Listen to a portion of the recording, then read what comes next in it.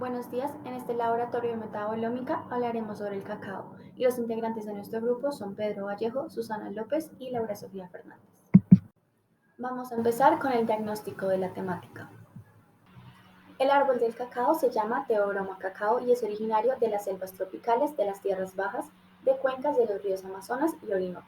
Los granos de cacao se someten a diferentes procesos para obtener productos tales como polvo de cacao, manteca de cacao y chocolate, entre otros. Y también existen múltiples variedades como el forastero, criollo y trinitario. No obstante, no se emplea casi nunca el criollo, pues esta variedad es muy susceptible a enfermedades. Las semillas están cubiertas de una pulpa comestible que es blanca y dulce, y las vainas son de distintos colores por fuera, dependiendo de su estado de maduración y también de su variedad. Como podemos ver acá en estas tres fotos, los colores son diferentes dependiendo de la variedad. La textura del recubrimiento de las semillas es pegajosa, lodosa y cerosa, pero la semilla como tal es dura y densa. Las semillas sin procesar tienen un sabor fuerte y amargo con ciertas notas frutales. Y en cuanto al olor, después de fermentarse tienen un olor dulce con notas florales, pero antes de este proceso tienen un olor suave a chocolate. En cuanto a la información sobre su cultivo, encontramos que se cultivan en trópicos, en África Occidental y en Asia tropical. Los árboles tienen alturas de 6 a 12 metros y sus hojas son oblongas y miden hasta 30 centímetros de largo. Y pues estas son de color rojo cuando son jóvenes. También producen flores que son polinizadas por mosquitos y vainas de cacao que son las que contienen las semillas. Después de 4 años de maduración, el árbol produce las vainas alargadas, que produce más o menos hasta 70 al año, y son de distintos colores desde amarillo hasta morado oscuro. Su tiempo de maduración es de 6 meses y miden hasta 35 centímetros de largo y 12 centímetros de ancho. Cada vaina tiene de 20 a 60 semillas que están organizadas alrededor de un eje central en su interior y miden aproximadamente 2,5 centímetros de largo y están cubiertas por una pulpa dulce y pegajosa como se mencionó anteriormente. Los árboles requieren sombra, protección del viento, pues las raíces son poco profundas, suelos ricos en minerales como nitrógeno, magnesio y potasio, y también deben ser profundos y porosos. El árbol prospera en altitudes de 30 a 100 metros sobre el nivel del mar, con temperaturas entre 20 y 28 grados centígrados. La precipitación mínima son 100 centímetros a lo largo de todo el año, y los cultivos actualmente son en fincas pequeñas e intensivas a causa de las enfermedades y plagas que podrían afectar negativamente los cultivos, y también por esta razón los cultivadores pierden entre 30 y 100% de sus cultivos. Se aproxima que se cultivan entre 100 y 3.000 kilogramos de granos por hectárea. Ahora vamos a hablar de la composición y pues encontramos que el cacao tiene un alto contenido de grasas que son principalmente saturadas, de hidratos de carbono y de proteínas. También tiene magnesio, fósforo, potasio, teobromina, cafeína, antioxidantes y agua, entre otros. Tiene un aporte de energía bastante elevado y en cuanto a los carbohidratos tiene mayormente almidón, pero también tiene carbohidratos solubles como la estaquinosa, la raminosa y la sacarosa. En cuanto a los ácidos orgánicos, tiene ácido acético unido a ácido cítrico, succínico y málico, que están formados en la fermentación y estos son los que dan sabor característico al chocolate.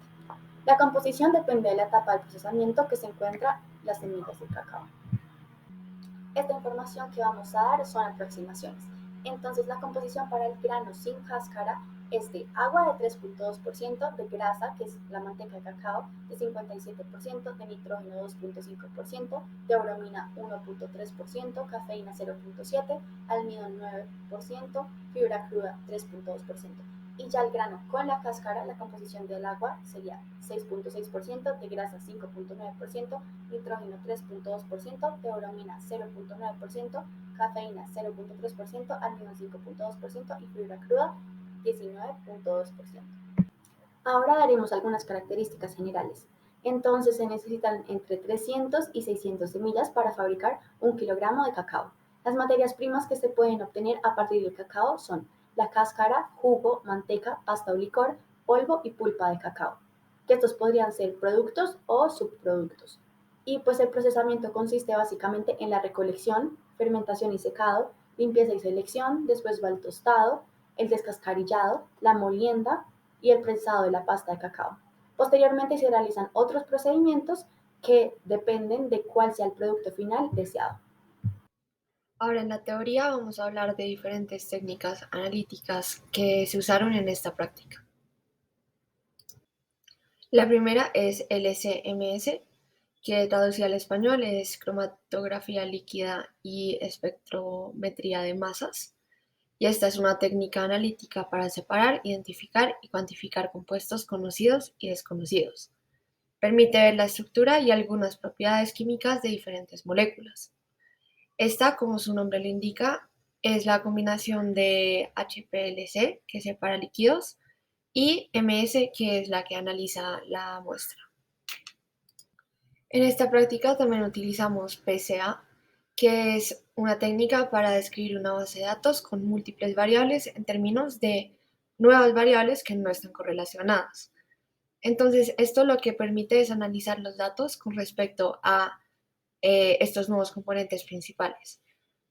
El primer componente principal está formado por una combinación lineal de las variables originales y explica la mayoría de la varianza. El segundo componente explica lo que queda de la varianza. Entonces, esto se recomienda hacerlo cuando hay demasiadas variables que están correlacionadas, entonces como que no se puede hacer una conclusión fácilmente. Entonces, lo que se busca es tener un conjunto independiente de nuevas variables. La última técnica analítica utilizada en este laboratorio es PLS-DA, que permite identificar las variables que más cambian entre las muestras. Entonces, esta técnica, pues como la anterior, pero pues ya no tan solo dos variables, sino con más, es para la clasificación de base de datos con muchas variables.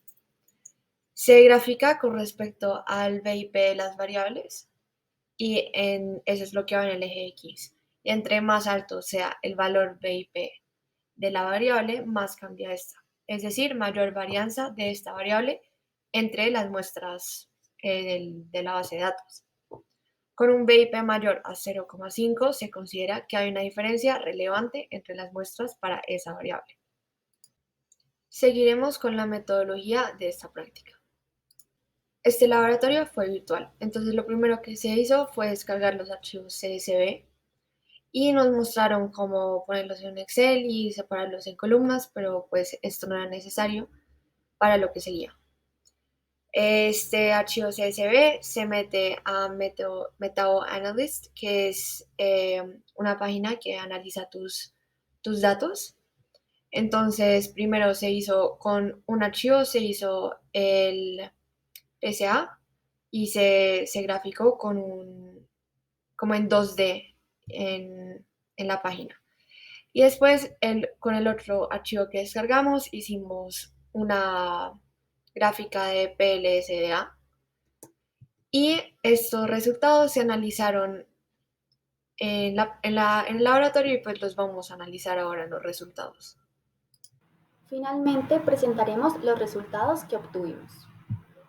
En la diapositiva podemos observar la gráfica PCA, es decir, el análisis principal de componentes. En esta podemos observar que con respecto al componente 1, que está graficado en el eje X, se puede ver que los datos de las muestras fermentadas y QC, es decir, las de control de calidad, tienen una tendencia muy similar y estos producen valores cercanos a -5 por 10 a la 9. Por otra parte, podemos ver que los datos de las muestras tostadas y sin fermentar también son similares con respecto a esta componente, con datos cercanos a 5 por 10 a la 9 a 1 por 10 a la 10. Por otra parte, con respecto a la componente 2, podemos ver que se sigue observando que las muestras de control de calidad y las muestras fermentadas tienen valores similares, cercanos a cero, pero las muestras sin fermentar y las muestras tostadas ahora difieren. Las tostadas tienen valores cercanos a 1 por 10 a la 10, mientras que las que están sin fermentar son más alrededor de -5 por 10 a la 9.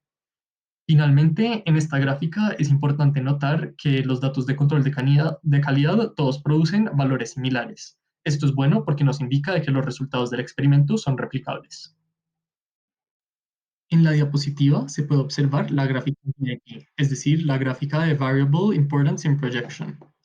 A modo general, esta nos permite ver la diferencia en la presencia de los compuestos dados dependiendo de cuál de los tres tratamientos se le realizó a las muestras de cacao. En general, se puede decir que las muestras con un VIP score mayor a 0.5 tienen una varianza significativa. Esto quiere decir que los compuestos del ácido L-aspartico para arriba presentan una varianza, con el mayor de estos siendo el ácido oxálico. Más allá, podemos ver que la leyenda a la derecha de la gráfica nos permite ver en cuál de los tratamientos hay mayor presencia de cada uno de los compuestos específicos. Es decir, por ejemplo, si observamos el ácido láctico, se puede ver que tiene mayor presencia en las muestras fermentadas, una presencia intermedia en las muestras sin fermentar y una presencia baja en las muestras tostadas. En la diapositiva se puede observar la gráfica PLSDA 2D. En esta podemos ver de que los datos se agrupan según el tratamiento que se le realizó a la muestra. Adicionalmente, podemos ver de que estos se diferencian entre sí, particularmente con respecto a la componente 1, es decir, la que está graficada en el eje X. Podemos notar que las muestras que fueron fermentadas presentan valores de la componente 1 cercanos a menos 1 por 10 a la 10. Las muestras sin fermentar presentan valores cercanos a 0 y las muestras que fueron tostadas presentan valores cercanos a 1 por 10 a la 10. Esto nos permite concluir de que el análisis realizado permite distinguir entre los distintos tratamientos.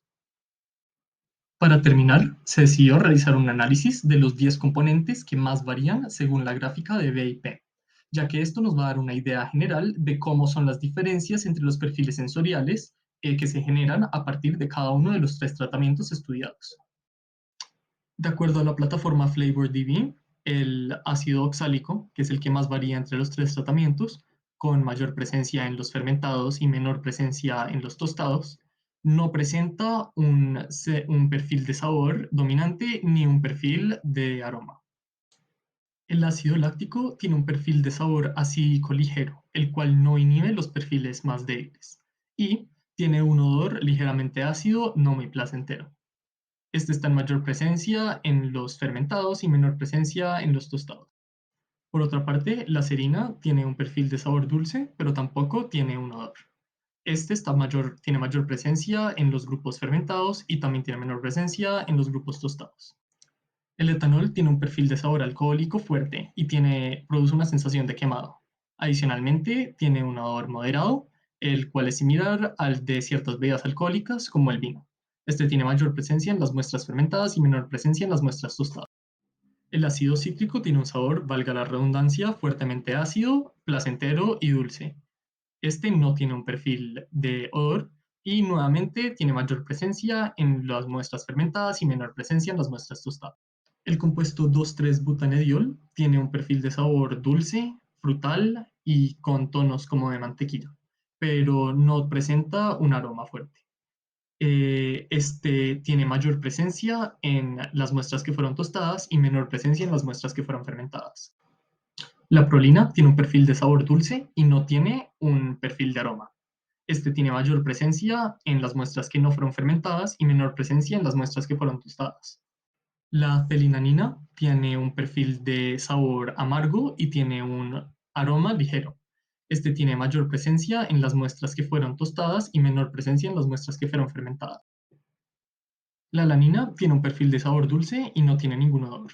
Este tiene mayor presencia en las muestras que no fueron fermentadas y menor presencia en las muestras que fueron tostadas. Por último, la glucosa también presenta un perfil de sabor dulce y no presenta ningún aroma. Y este nuevamente tiene mayor presencia en las muestras que no fueron fermentadas y menor presencia en las muestras que fueron tostadas. En conclusión, de acuerdo con el análisis realizado, el tratamiento que se le realiza al cacao tendrá un efecto significativo sobre la presencia de ciertos compuestos en el alimento, los cuales a su vez afectarán el perfil sensorial de este. De acuerdo con los datos encontrados en la base de datos FlavorDB, los compuestos con mayor presencia en los granos fermentados tienen un sabor acídico o alcohólico. Los que tienen mayor presencia en los granos tostados tienen un perfil frutal y amargo, mientras que los de los granos sin fermentar serán un intermedio y ligeramente más dulces. Con base en esta información, las firmas productoras deberán decir cuál de los perfiles es más favorable para su producto, de modo que puedan escoger cuál deberían usar para la producción.